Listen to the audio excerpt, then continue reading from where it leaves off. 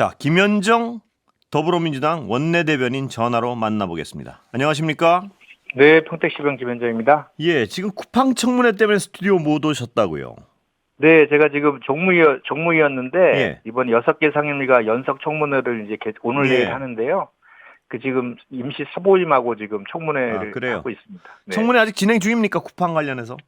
네, 지금 잠시 정해 중이고요. 예. 잠시 후 이제 7시 30분부터 다시 그렇군요. 개회합니다. 예, 쿠팡 질문은 이따 다시 따로 좀 자세히 드리겠습니다. 먼저 네네. 당내 문제부터 좀 질문 드리겠습니다.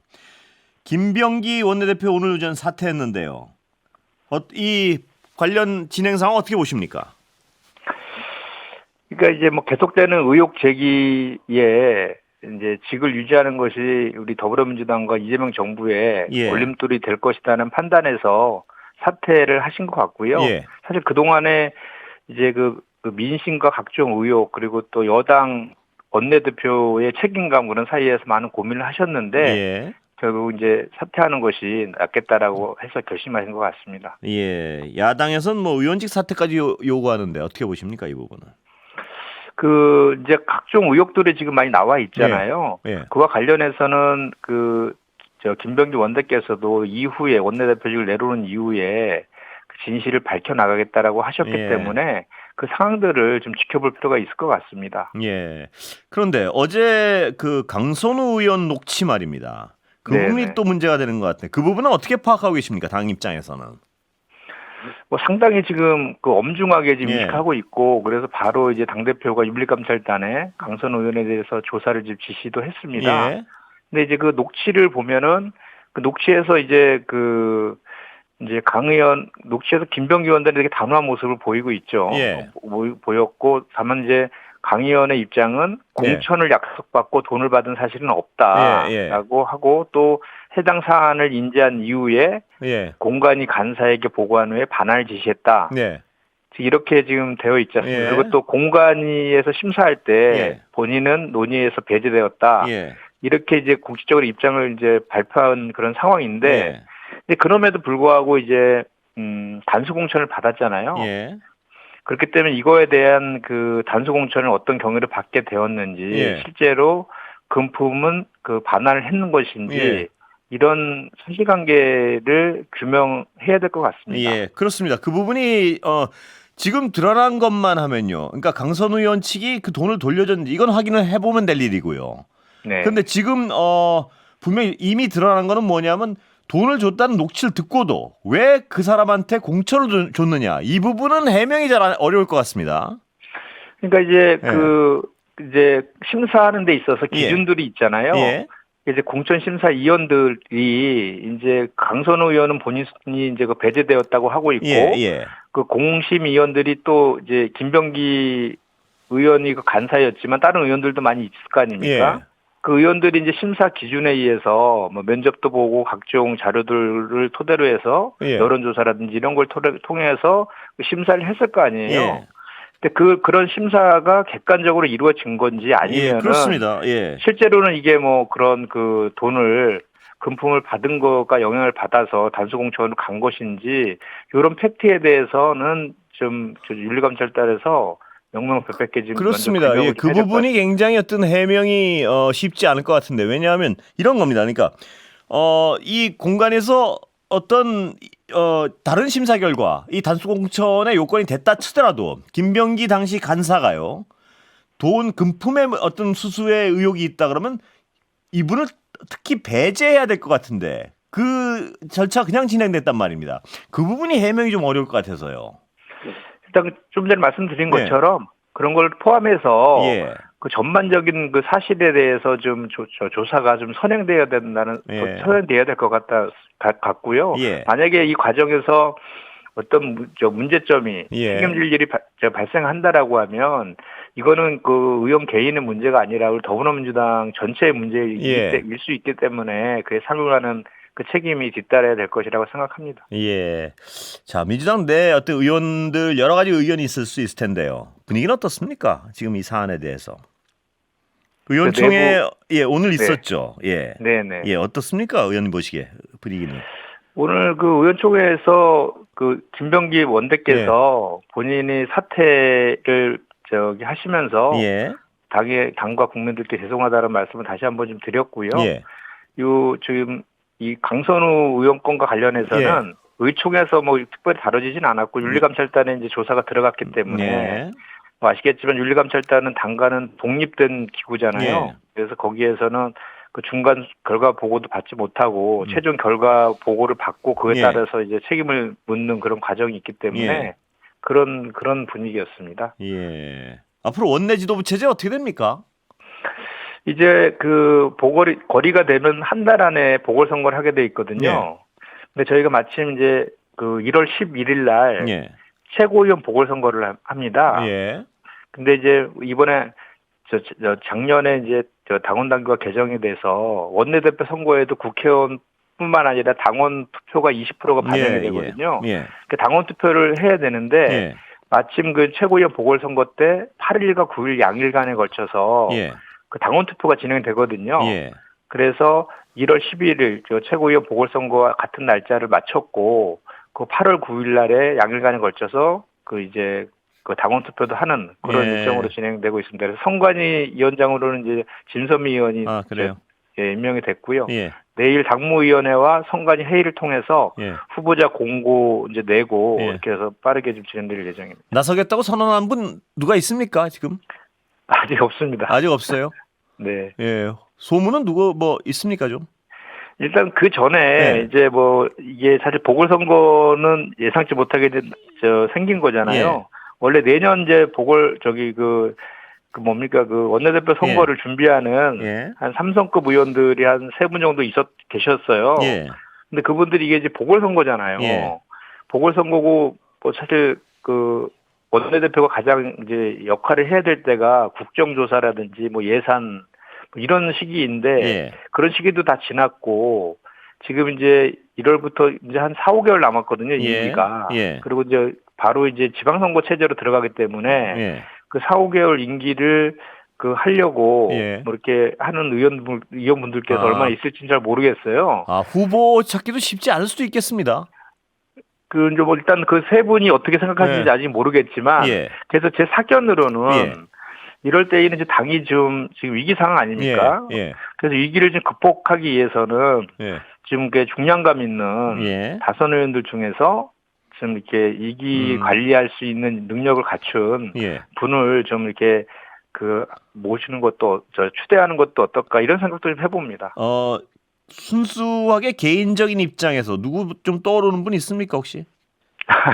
아닌 것까지는 제가 말씀드리긴 그렇고요. 그러면 아까 그 세 분 말이에요. 내년에 원래 그분이 누구셨죠? 제가 지금 잘 기억이 안 나서 제가 지금 언론 보도에는 이제 박정 의원하고 한병도 의원하고 백혜련 의원이 지금 뭐 준비 중에 있으신 걸 알고 있습니다. 그런데 그분들이 보궐에 나설지는 아직 모르겠다 이 말씀이시죠? 네, 그렇습니다.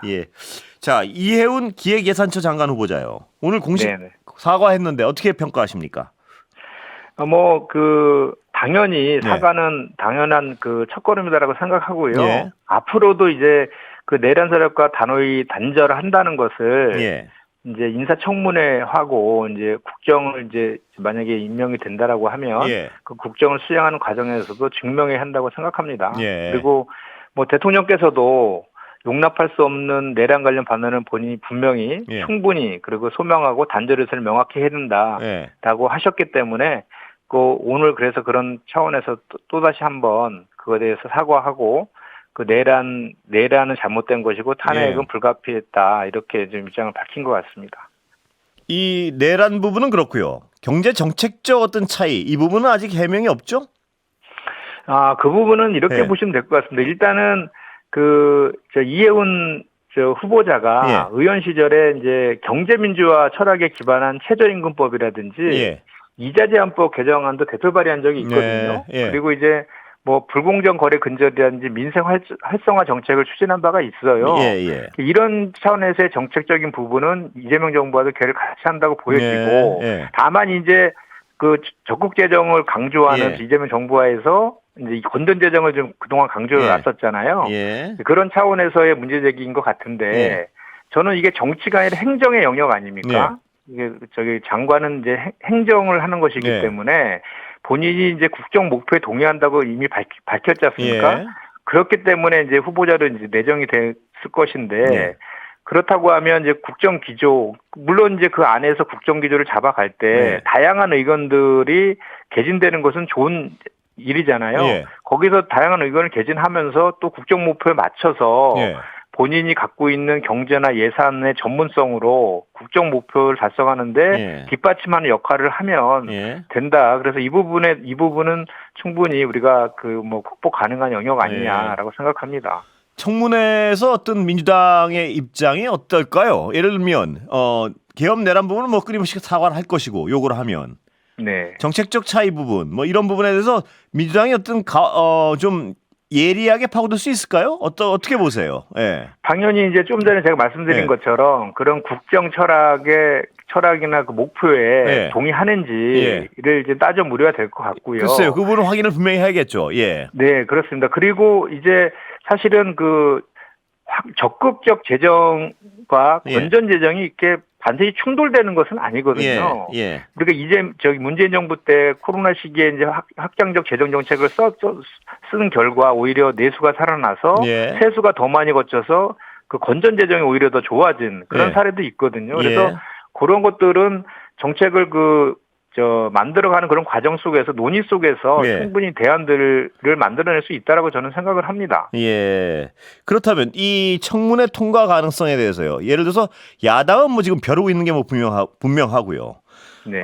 이 청문회 진행 과정에 따라 뭐 돌발적으로 뭐 낙마한다든가 이런 가능성도 충분히 있는 거 아니겠습니까? 왜냐하면 대통령께서도 통과 살아 돌아와라 그러면 쓰겠다 뭐 이런 의미인 것 같고요. 예. 어떻습니까? 그러니까 그 전에도 저희가 청문회를 하다 보면 물론 이제 후보자를 지명할 때 1차적으로 검증은 거치지만 청문회 과정에서 또 몰랐던 상황들이 발생을 해서 낙마하는 경우도 종종 있었지 않습니까? 그래서 청문회는 정책이나 전문성뿐만 아니라 도덕성도 또 검증해야 되는 것이어서 그렇습니다.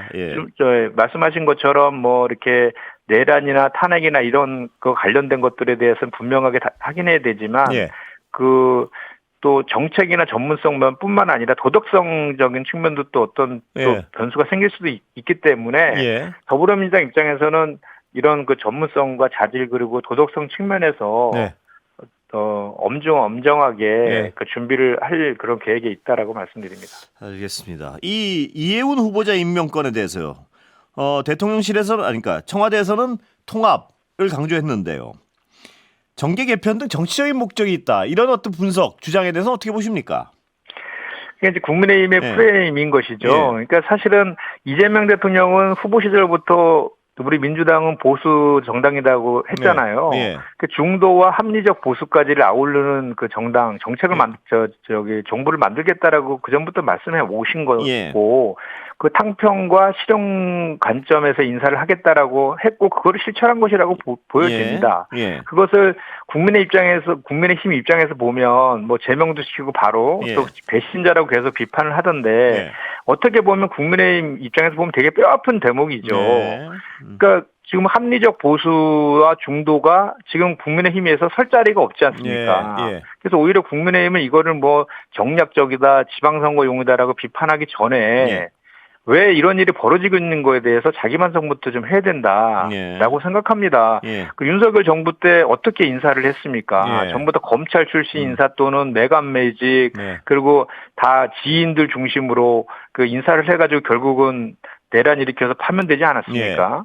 그런 것들에 대한 반성을 좀 해야 될 것이고 오히려 지금 국민의힘에서는 이것을 비난하고 비판하기에 앞서서 국민의힘이 정말 합리적 보수와 중도까지 아울릴 수 있는 그런 혁신, 그런 보수로 거듭나는 그런 그 자정 노력들을 먼저 해야 된다라고 저는 생각합니다.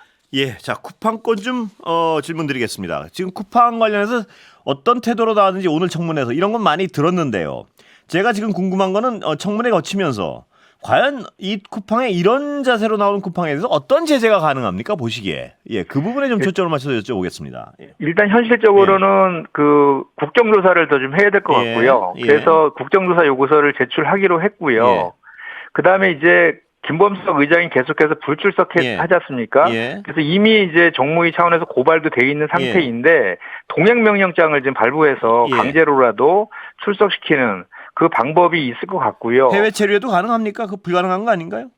그것도 불가능하진 않는데 이제 사실 뭐 현실적으로 쉽진 않지만 그래도 그 불가능한 건 아니고요. 그리고 또 이제 저희가 출입국 관리법에 의하면은 이렇게 그 경제나 사회에 해를 끼칠 우려가 있는 외국인에 대해서는 입국 금지 조치를 할 수도 있습니다. 근데 물론 당연히 이제 출석을 전제로 지금 하고 있는 것이지만 계속해서 불출석했을 때에는 그 유승준 가수 있지 않습니까? 그런 사례처럼 그렇게 할 수 있는 조치도 있거든요. 그래서 제가 지난번에 그런 촉구도 정부한테 한 적도 있었는데 그 방법도 있을 수 있고 또 이제 그 공정위 차원에서 이 시장 지배적 사업자로 오늘 이제 검토를 하겠다라고 공정위원장이 답변을 했거든요. 이런 방법도 있고 또 좀 더 나가면 영업 정지하는 방법도 있고요. 영업 정지도 행정부 차원에서 가능하다고 보시는 건가요, 지금? 일단 검토를 지금 하고 있는 중인데요. 다만 이제 영업 정지 같은 경우에는 그냥 쿠팡에게 그런 뭐랄까요, 쿠팡한테 타격을 가하는 차원에서의 효과는 있을지 몰라도 또 한편으로는 입점업체라든지 또 거기에서 일하는 노동자라든지 또 소비자 이런 또 편의 같은 것도 같이 종합적으로 고려해야 되는 측면이 좀 있어서 어쨌든 그럼에도 불구하고 영업정지도 좀 고려하고 있는데 또 하나는 김범석 의장이 동일인에서 지금 빠져 있거든요. 이 동일이라는 게 소위 말하면 이제 재벌 같은 기업 같은 경우에 그 총수를 얘기하는 거거든요. 실질적으로 그 기업을 전체적으로 책임을 지게 하기 위해서 시간 때문에 동일인 지명하는 것도 가능하다 이 말씀이시죠? 그렇습니다. 그래서 오늘 저희가 이제 그런 것이 따져 물었고 그거에 대해서 공정위원장이 이제 검토하겠다라고 답변했습니다. 오늘 수고하셨습니다. 시간이 끝났습니다.